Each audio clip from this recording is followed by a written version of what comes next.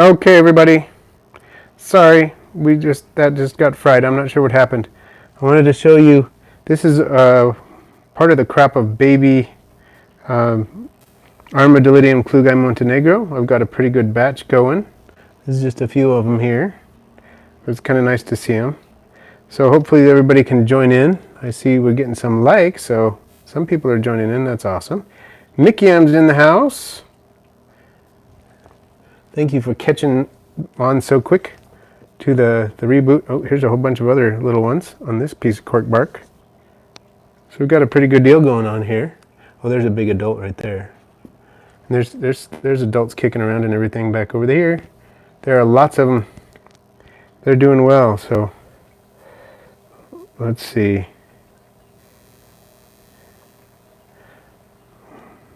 So who is getting the isopods on the bark and not just the bark? Okay, we're back. All right, good. Hey everybody, I've seen some people who weren't here before. It's like Cognac Young, and everybody's seeing the isopods. Awesome, we're back in the house. Anyway, these guys, Armadillidium klugi, I've had them like boom for me and then bust for me. And now they seem to be picking up. And I was talking to someone at an expo recently and said, just moisten one spot, leave everything else bone dry. And that's what I've been doing, and it seems to help. They seem to like that. Kind of like the Spanish Porcelio. So I do try to keep that spot from drying out, but other than that, the thing is bone dry, and it seems to do the trick. There's a whole bunch of babies down there hiding around that piece of charcoal there. Oh, and there's a whole bunch of babies on the back of it too, so they're everywhere. Nice. Like spike for not bark, awesome. All right. Turtle Blah and Eon Dupre from Louisiana, awesome. And Anna, or Anna. Do you keep any pill millipede species? I'm asking since it's kind of isopod related. I don't. I would love to. The glomerus species, the ones that can actually breed in captivity. I wouldn't want to keep any of the ones that can't actually survive in captivity. That would be sad. But, okay, we're going to switch isopods. But I would totally keep some of the glomerus that breed in captivity. Let's check out. I like these guys. These are fun. This is my morph mix. The descendants of the cross between Dalmatians and Spanish Orange that resulted in normals and orange Dalmatians, some calicos, that kind of stuff. And I really like the look of this. This is honestly probably one of my favorite morphs of Porcelio scaber because it's so varied and colorful. See, there's a calico right there. There's some normal Dalmatians, some oranges, some normals, a couple calicos actually. So that's fun. I just love the way this kind of pops, this enclosure. I don't see any orange Dalmatians yet, but there are some in here. I did cull this a while ago and put most of those in the orange Dalmatian enclosure, I think. But once in a while they pop up. But there's an orange Dalmatian right there in the middle of the screen. They pop up in here too, of course. But the variation is really fun. Let's see. So Mick Yam says, Klugi have been as easy as maculatum for me. Awesome. If you care to share any tips, because I've had like 2 or 3 crashes of my, not my maculatum, my Klugi. So Aaron Fuller ordered them from Josh's Frogs. So they disappeared and then you found several. Yeah, I don't know what's going on with that, but I might try something like Oniscus ocellus in there, personally, just to see what that does. And Dwarfs Exotics, growing your Porcelio laevis dairy cow, one of my personal favorite species in the world. If I had to pick one, that might be it. Ooh, a white and shiny opal Armadillidium vulgare would be cool. Kind of like a magic potion. And let's see, what are we looking at now? We're going to look at my whiteouts. This is Porcelionides pruinosis whiteout. Let's see. I'm scrolling back, everybody. Try to catch up a little bit. Yep, onyx, you're right. These are pretty easy to obtain. Getting the color varieties is not quite as easy, but getting some at all is super easy. What is the best isopod for the beginner? Honestly, I would say get Porcelaonides pruinosus or Porcelaolaevis. Those two are awesome. And probably powder orange for the Porcelaonides pruinosus, or dairy cows for the Porcelaolaevis. Okay, I'm going to move some stuff out of the way. We're going to check out my whiteouts. Oh, they just ran. They're so fast. Let me just scoot some stuff out of the way. We'll check them out. There's a lot of them in here, but they're just fast. So these are the same species, Porcelaonides pruinosus, but they're the whiteouts. They just have no pigment at all in them. And they run very fast. They're nice, fast breeders. There's a big one. That one looks almost yellow, but I think that might be because of the food they're eating. There's really, seriously, a ton in here, but they run so fast to hide. See, I'm keeping this one with the dry side and the wet side like most, and they seem to do well in that. Let's see. So,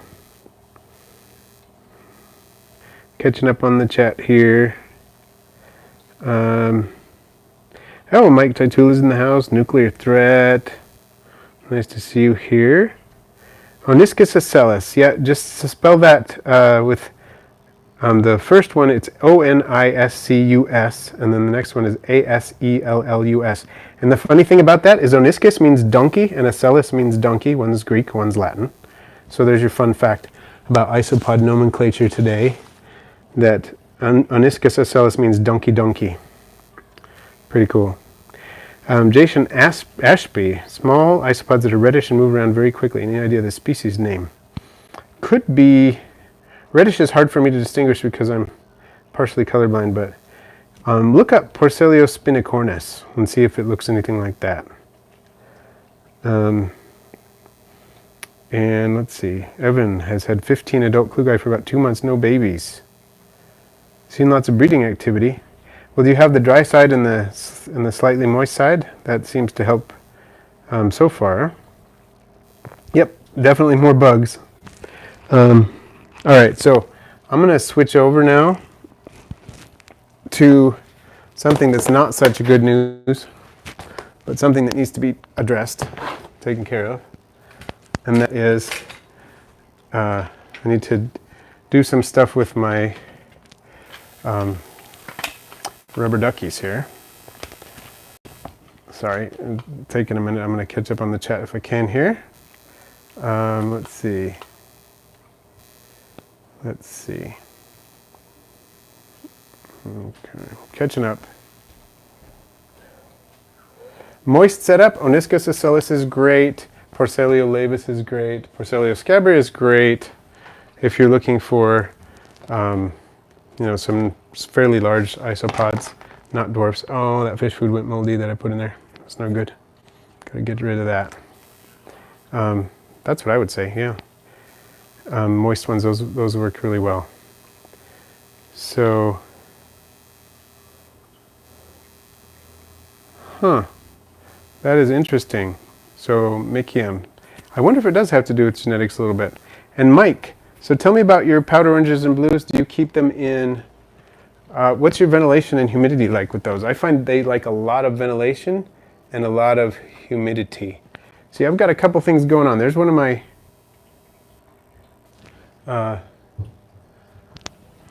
rubber duckies there, but notice that little manca right there? That's actually a powder blue.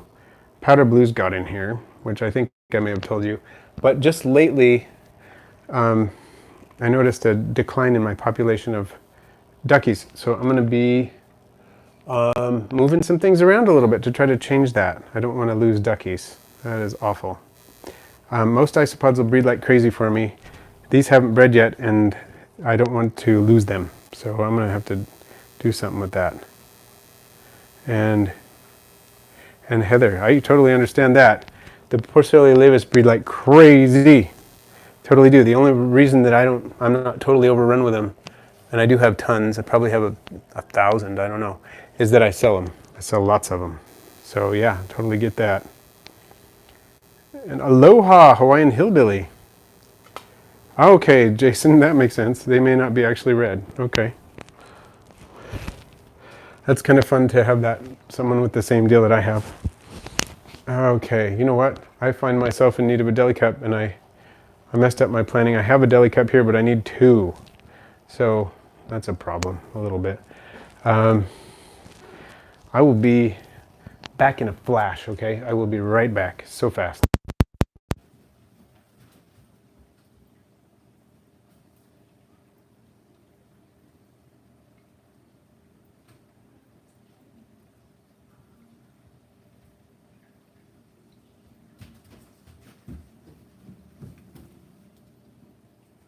Okay, way longer than I thought, sorry. But I am back, and I'm going to start pulling these guys. I'm just going to get a little substrate here, moist substrate for them to hang out in, and I'm going to put their little limestone. See, there's another one in the limestone there. That's a nice full-grown one, or close to, anyway, full-grown. See if I can gently tap it out, get it to let go a little bit. Maybe not. Well, we'll see how that goes. Just going to leave it there for the moment. Brush this one off. There, I got this one. I'll put it in here. And I wonder if I can get this one out gently. I have to be super careful. Okay. There it goes. There's a rubber ducky. Look at that face. And I can't get it to focus though. Why not? Sorry, I'm having the biggest trouble focusing. What's the deal? Gwen, your budgie just took off from my shoulder.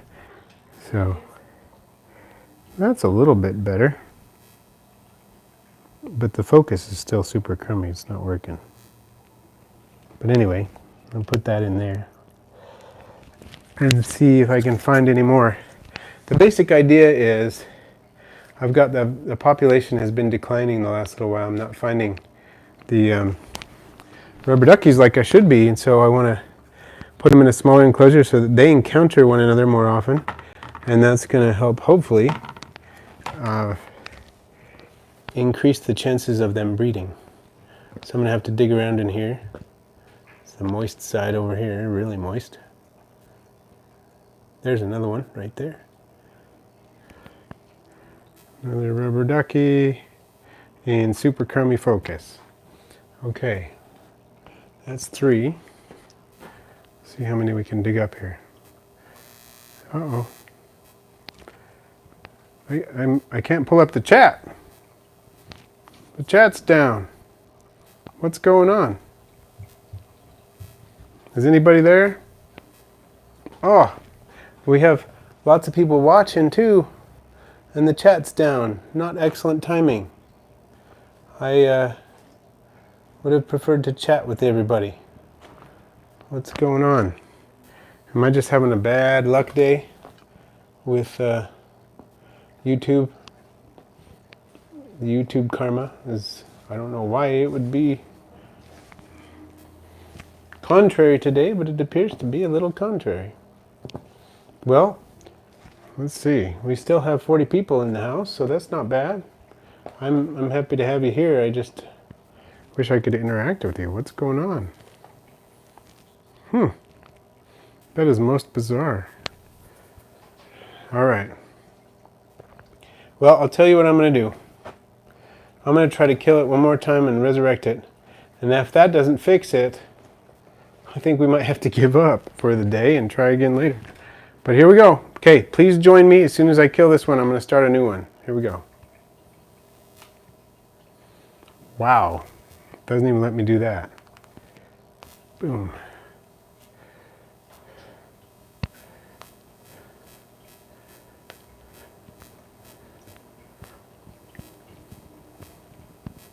Aha! Are we back in the house? We do! It came back! Came back! So awesome. All right.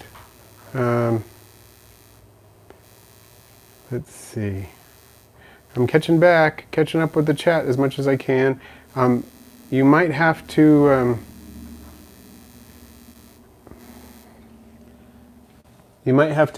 help me catch up by just reposting things that you were posting before, because I don't know that I can catch up with everything, but I'm going to try. Amanda Cook says the dairy cows and ivory millipedes she got last month are doing awesome. Dairies have babies everywhere. Awesome. Evan likes the dry and wet side like me. Huh. P. Hazai, Amanda Cook. That is a species I haven't had yet. And I'm just going to be digging a little bit for some rubber duckies here as we talk. I don't have that species. There's another one right there. Okay, well, that means I've got at least 4 that are alive. That's something. I bet there are more in here that are alive too. The other day I was digging in here, I couldn't find very many.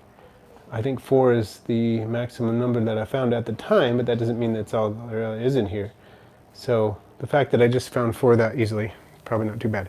Anyway, I don't have P. hazai. I would love it. It's actually a species on my to-get list. I love it, but don't have it. But I would keep it very similarly to the other Spanish Porcelio. I mean, I can't give you first-hand experience, but from what I know, they like the one moist hide area and then really dry everywhere else, and that seems to work really well for all my Porcelio species that I have. So hopefully that'll work well for them as well. Okay, well, one thing I've learned is it would be a really dumb idea to throw all this away, this substrate. I'm definitely not going to do that. I'm going to keep this substrate and see if I can find duckies in it. And I'm going to keep it for a good long time. But right now what I'm going to do is take some of it out and put it in this smaller deli cup over here that's off screen. Put a nice deep layer of this with the leaf litter and everything. And put the duckies I do have for sure in there. And that should hopefully encourage them to encounter each other often and to reproduce. So I'm going to get a nice layer of leaf litter. They're supposed to do really well with limestone, so I got these little cavey limestones at the aquarium store, and they love to hide in them. So I presume that's Dan from Mitten Exotics, from whom I got these guys, gave me that tip, and so I'm going to go with it. I've had those in there for a long time now. But I'll just dig for a minute if you don't mind while I'm catching up on the chat. Let's see. So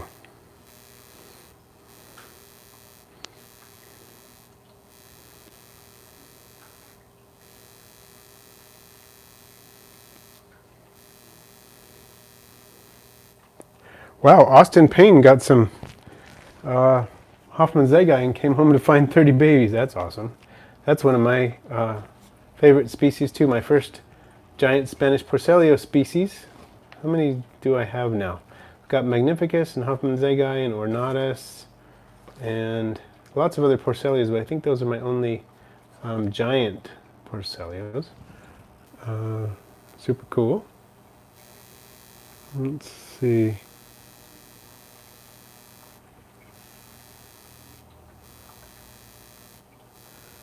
All right.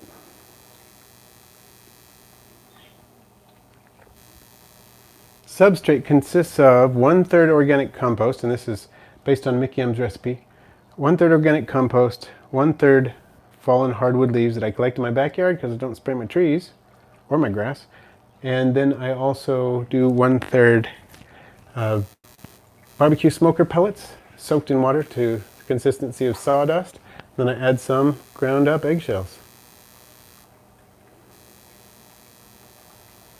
Yep. Oh, and Mickey M. That's a good tip with the protein. All of the Spanish Porcelias seem to like a lot of protein, so it's a good idea. I give all of my isopods kind of a lot of protein, and I would totally agree with that. I think that's a good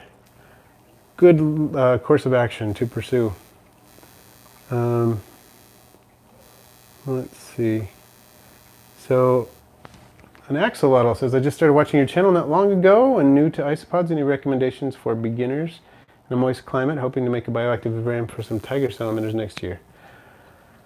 I would either use Oniscus ocellus in that for tiger salamanders, or possibly Porcellio laevis, or a dwarf species like Trichorena tomentosa, because something small like that, the salamanders are not going to be really interested in eating. And the Oniscus, at least frogs, well, some frogs at least will spit them out because they're kind of spiky. It doesn't hurt them. So neither frog nor isopod end up damaged, but nobody gets eaten. It's kind of a good way to do it. I don't know if that will work for salamanders, but it's worth a try. And then the dwarfs like Trichorena tomentosa would just not be interesting to salamanders, so you'd probably be good there. And all of those can handle a decent amount of moisture.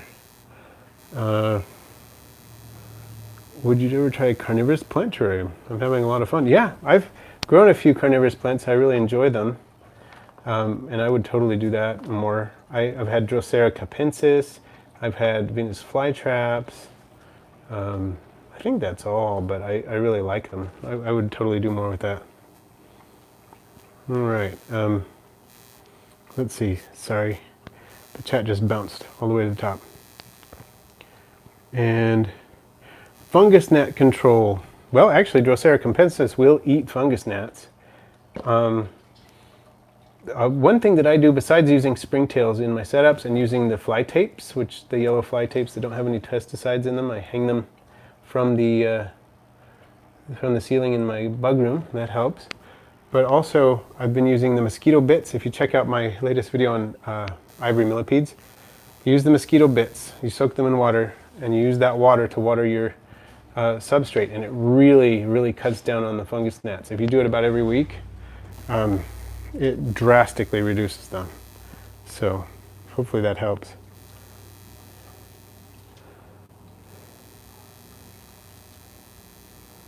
So RJ Robinson, you're having hundreds of millipede babies disappear. Yeah, it's very possible. They are vulnerable in the molting period, and isopods are opportunistic that way, so that makes sense. That's sad. You may have to just redo the substrate without any isopods in it. Yep, and yes, I agree, the springtails totally help. That's what I like to do. Spatulatus, don't have those yet, but I would love to someday. Rented guy is in the house. Nice to see you here. You know what? I have no idea what time it is, folks, because of all the, we had to cut out and all those things. Oh, okay. Cool. It's about 6. So Robert, CVAC. Okay, so Robert, tell me more about your bioactive enclosure, which species you're keeping, tell me about the humidity and temperature and so on, and then I can give you a good recommendation. But I'll give you some go-to options. If your vivarium's a little bit on the arid side with decent ventilation, Porcellionides prenosis, the powder blue, powder orange, that stuff, any of the morphs of that species will do well. I would probably go with that. If you're on the more humid side, Trichorena tomentosa, the dwarf white, is a great one. Let's see. I also like Isopoda species tarragona for the humid vivaria. I'm experimenting. There are some others too, but those are some really good ones that I would say. They'll go with almost anything. And you don't have to worry about them getting crazy and eating what you're keeping either. Cool. Well, you're welcome, RJ. I'm glad to help out. I bet that's at least contributing greatly to your problem, and maybe enough to completely solve it. Hopefully. Huh? I found those 4 really fast, and now I'm not finding anything. I don't know. Weird. Okay. Well, hopefully they're still in there. And Veranid guy, a pair of Empire gudgeons. Awesome. I love gudgeons. That's one I would love to do. Seriously, gudgeons, peacock gudgeons or whatever, any kind of gudgeon, they just kind of fascinate me. So someday I will do that because they're just such cool fish. All right, well, we've got a pretty good group in the chat today. I've got something exciting coming up on Friday. Pretty jazzed about it. It's related to isopods, but it may not be what you think, but it should be pretty cool. So I hope you all will check that out. And I really ought to go. I've got critters to feed and another video to film if I can manage it. That video I'm talking about for Friday, if I can fit it into the time frame I have. So everybody have a great day. Thank you for joining in. Thank you for your patience, and we'll catch you next time.